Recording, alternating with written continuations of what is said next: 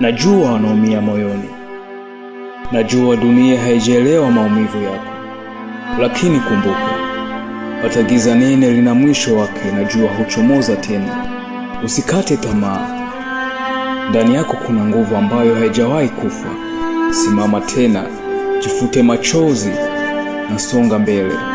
Upo kwa sababu bado kuna kusudi kubwa maishani mwako.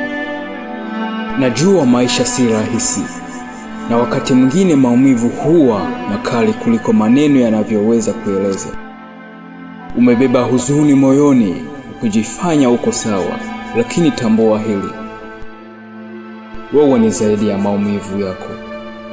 Kila kilio chako kinakuimarisha. Kila changamoto unayopitia inajenga msingi wa nguvu zako za kesho. Usijilaumu kwa kuwa dhaifu. Hata mashujaa hulia.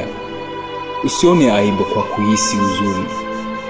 Ni ishara kuwa moyo wako bado na upendo. Lakini tafadhali, usiruhusu huzuni hiyo ikuangushe. Jifute machozi, jitie moyo na uendelee kupigana. Maisha hajakumaliza bado.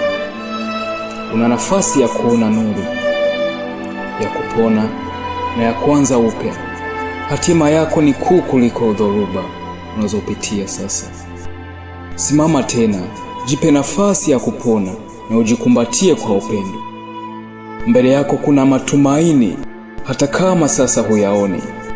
Wewe ni imara, wewe ni jasiri, na bado kuna nuru ndani yako.